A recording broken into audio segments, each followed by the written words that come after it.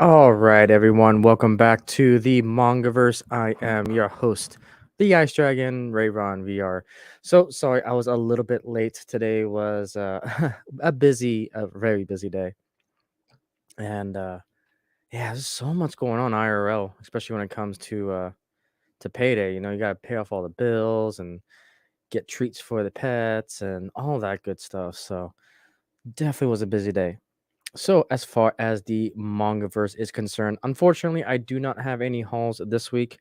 We're going to be kind of on the low end when it comes to hauls because I just got so many um, volumes of manga to read through. So I've been falling behind a little bit, but I was able to catch up a little bit on Sunday with the edits. I've got Call of the Night coming out. I've got Chainsaw Man Volume 2 coming out.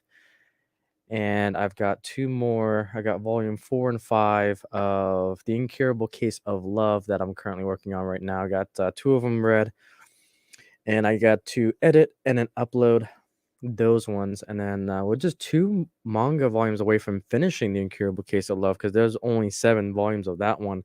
And so we are really, really close to finishing that one, which I'm excited for. I think it's going to be a good one to finish. But recently, see, what have I been reading lately?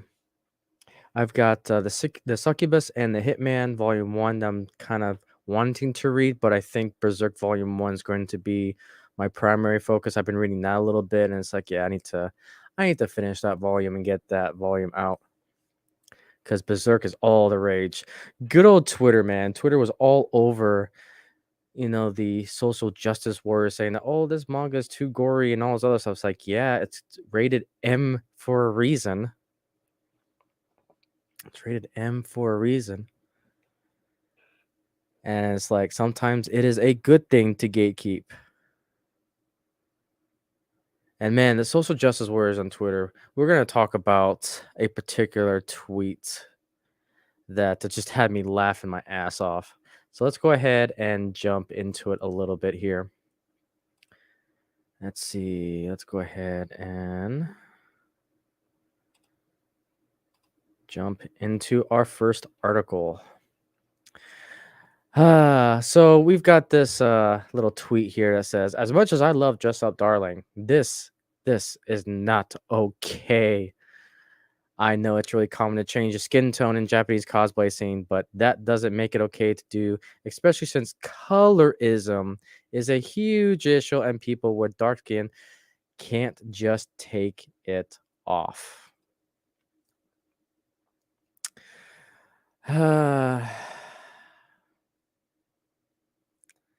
Yeah, and I hate to say it, but that's more of a tan more than trying to depict colorism. I mean, we talk about all of these isms that these social justice warriors want to impose on us. But I'm just seeing if this colorism is even a thing. And apparently it is. So it is a prejudice or discrimination against individuals with a dark skin tone, typically among people of the same ethnic or racial group. So, if you guys don't understand what this manga is cosplaying. It's a cosplay manga. And let me also paraphrase this that this is fiction, fantasy.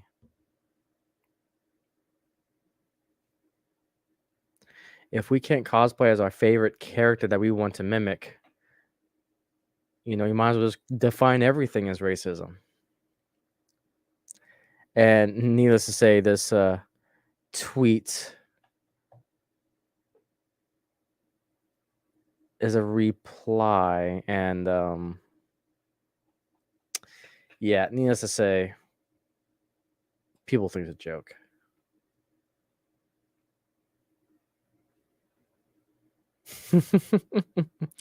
It is a tan, people. Come on. This is fantasy, not reality. We're adults for a reason. I'm pretty sure we can tell the difference.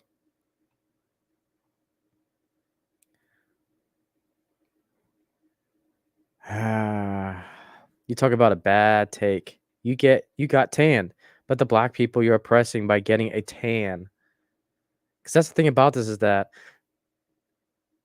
you can even see it within the subtext here that totally got tanned for Veronica, whatever, is part of the cosplay. Yeah, I just don't get it. I don't get these people.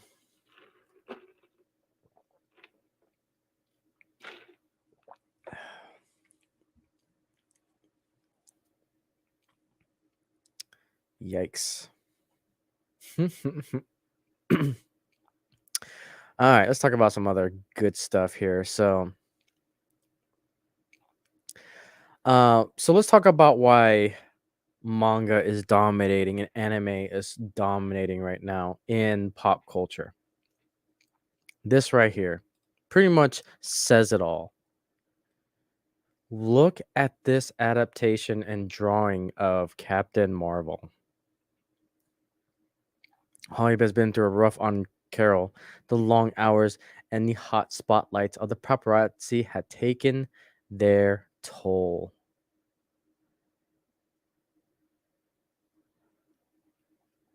Wow.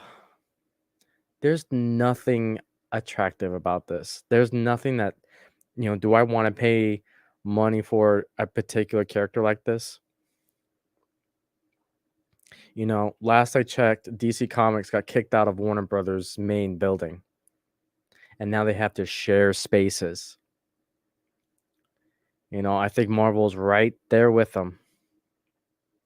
This drawing is pathetic. And this is why manga is selling millions and millions of copies, just swimming in money right now. Because modern day generation and upcoming generations, they don't want to read this stuff. And the fans that do have, they're not going to support this. Manga is laughing. And again, we have another example from the DC side.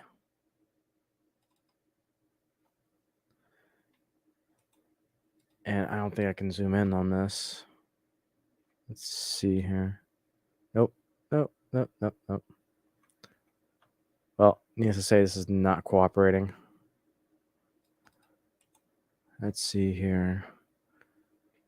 Open image, a new tab. Okay, there we go.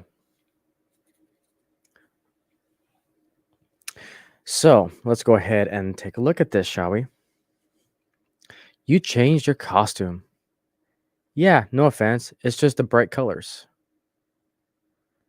My tastes run darker, but it's Batwoman, okay? Of course. Damn, I got it right this time. Batwoman. So much intelligence, so much potential, so much I can learn from her. That's just cringe. Even the drawing of her face doesn't look right. It looks all warped and sideways and oof.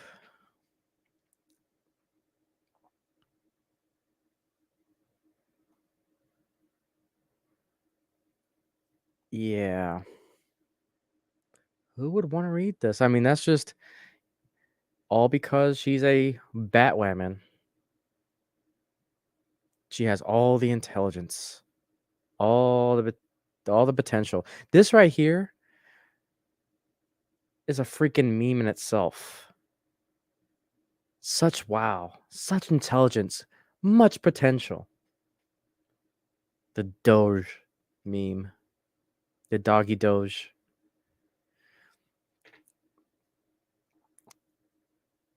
Much intelligence, much potential.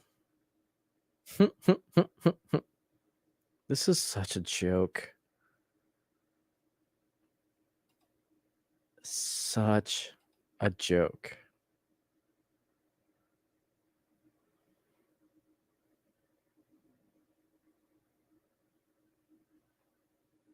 Simp Batman.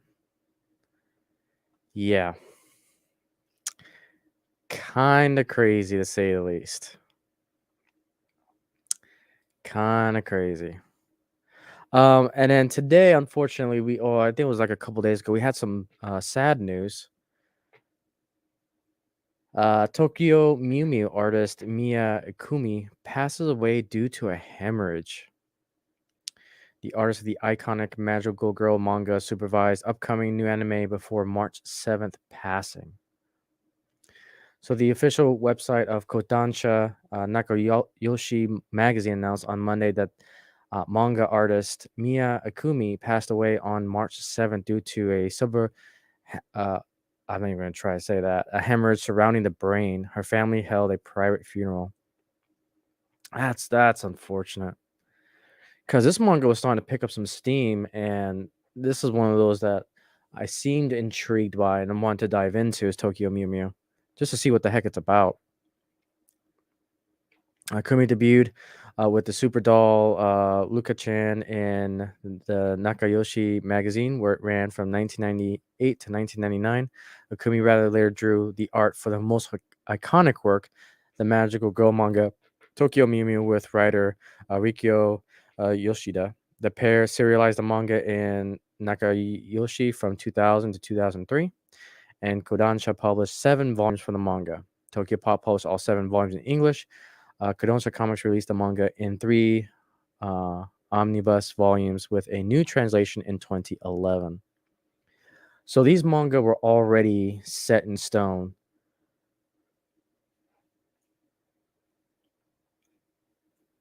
It's unfortunate. Good talent. Tokyo Mew Mew inspired a 52-episode television anime series from 2002 to 2003, and 4K's Entertainment aired the anime with the title Mew Mew Power in 2005. Ikumi also serialized a sequel manga titled Tokyo Mew Mew a la Mode from 03 to 04, and Kodansha Comics published the manga in English. Yeah, I want to dive into this manga to see what it's about. It's got it feels like it's got a Sailor Moon vibe to it. Yeah. Tokyo Mew Mew New Scene Left, an all new anime based on the original manga, will debut this July. It's probably why we're getting a little bit of hype for it. Kodansha will re-release all the previous Tokyo Mew Mew manga in a new 10-volume edition with new covers for the first 3 volumes slated for May. Kodansha stated that Kumi already drew the new cover for art for all 10 volumes, as well as retouched all art for the new manga shorts for the new edition. The announcement added that Kumi had been overseeing the anime production and the work of the new manga edition for the past 2 years, and that the anime production will continue carrying its Kumi's wishes.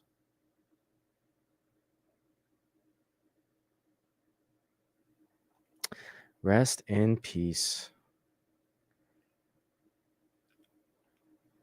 That's really unfortunate.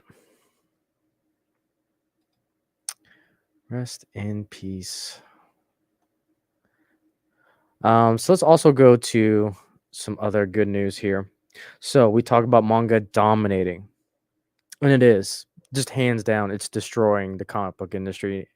And really, it is defining pop culture right now.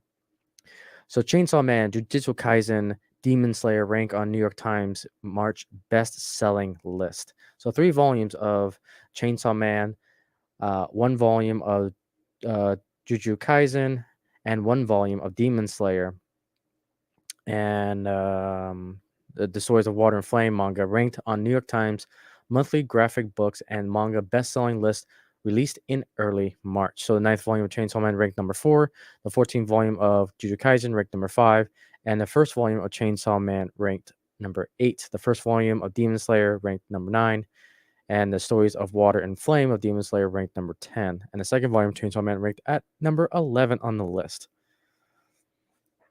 Manga is just dominating. Because all the other graphic novels was like kid stuff. But when you actually look at it, if you filter out all of the other books, it's a pretty telling story. New York Times posted its first new graphic books and manga bestseller list in October 2019, and It is one category of the newspaper's best-selling list. See if we can take a look at this here. Nope. I was hoping to actually grab that list. So it looks like the Demon Slayer Stories of Water and Flame ranked number 1 on February's list. Manga took up 10 of the 15 spots in the last month's list. Looks like we actually have the source here. Yeah, so this is the graphic books and manga, and you can see that they've got Scholastic. So again, I don't even count these books if it's Scholastic because those are readily available in schools. The best way I can really describe it without getting too political, aka government funded scholastics. So I don't even count those. Don't care. But then here's the manga. Viz Media, Volume 9, Number 4, Jujutsu Kaisen. Again, this is Scholastic. Brightest Night, don't care. Scholastic. But then we got Viz Media, Volume 1 of Chainsaw Man. Volume 1 of Demon Slayer. Chainsaw Man Volume 2. Again, Scholastic. I wish New York Times would just create its own manga top. Because manga and graphics novels shouldn't be together. They should be completely different categories. Again, Scholastic. Yeah.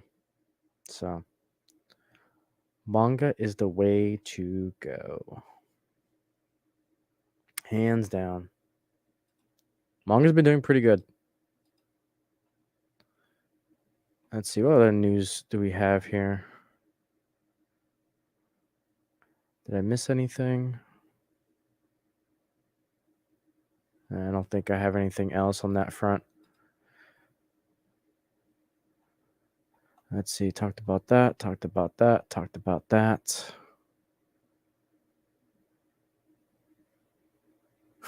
That still makes me laugh. Just looking at this picture, it's like, what?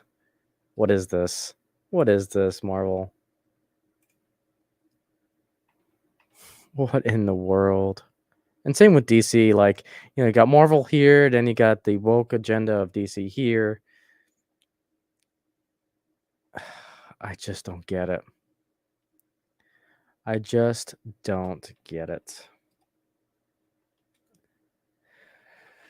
Oh, man. Yikes.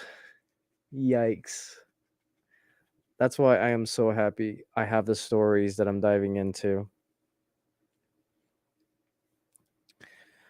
So what did I recently finish up? So yeah, like I said, I'm working on a couple reviews.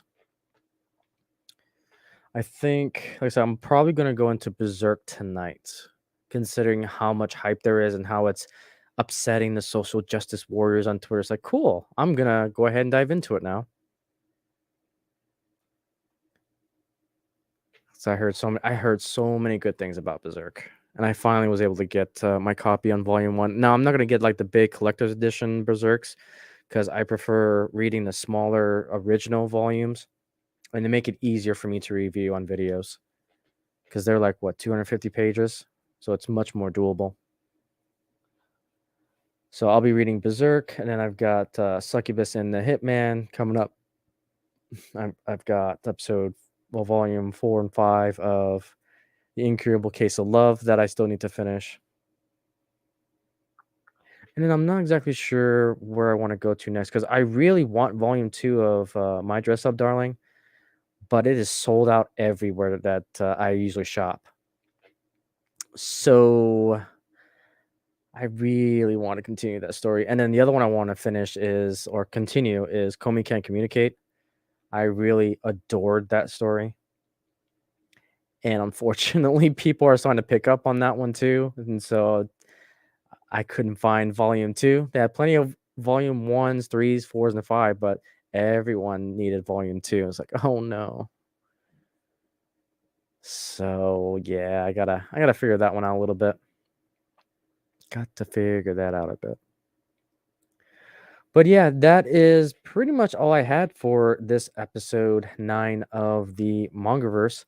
Like I said, I didn't have a haul for this episode. I may have one for next Monday, just kind of depends on things. If I can actually afford to get out because gas prices are ridiculously nowadays. In good old California. But I tell you what, I am enjoying picking up a new volume, a new book, and just diving right into it. I've got so many volumes that I gotta read, but I'm enjoying it. Like there's a plethora of just stories to get into, good characters to get into, and I think that's just why I love manga right now. It took me a while to really warm up to it, but man, I am hooked. I am all about it. I am all about it. Yep. So let's see. So tomorrow, I may end up, I may actually end up releasing a manga review today. Let's see here. Which ones do I need to work on? I'll probably get Chainsaw Man Volume 2 out today. And then I probably will try to get Call of the Night out tomorrow. I was trying to get it all done on Sunday, but I ate a really good lunch. And let's just say, with that lunch and with the week that I had, it finally caught up to me, and I ended up passing out for like 4 hours on Sunday. And then daylight savings. Oh my goodness. I wake up and it is like 7, 8 o'clock Pacific Standard Time. And it's like, wait a minute, why is it so late? Because normally I wake up around 6 or 7. And it's like, how did I sleep in so good? Oh no, it's daylight savings time. I totally missed it. Was not tracking it whatsoever. Whatsoever. So yeah, those are some of the things coming up. So I'll probably end up reading Berserk tonight. I'll see if I can one shot it. I probably can. I think I can do it. But yeah, we'll go ahead and wrap up episode 9 of the MangaVerse. Thank you so much for listening in to the El Podcastio. If you have any manga suggestions, feel free to leave a comment down below. Like, comment, and subscribe to the channel. If you like what I do here, feel free to look at the links down below. You can always find all my under content on rayronvr.com. And yeah, I don't think I have anything else coming up for this week besides those manga reviews. And I'll put some videos up on the Endless Collectibles channel. I put a few onesies and twosies videos on the Model Railroading channel. And I'm definitely taking a break from the gaming channel and the Icy News. I'm still trying to figure out how to fit those in my daily routines. But they're there kind of as a placeholder and as a concept for me to expand upon in the future. I know I can do it. I just don't necessarily have the time right now. And definitely on the gaming side, don't have the PC to do it right now. So I'm hoping after this move during the summer, things will die down and I'll get a more permanent schedule going for those. So, but with that, that is all I got for you guys. Thank you so much for watching, and wing hugs to all, and to all a good night.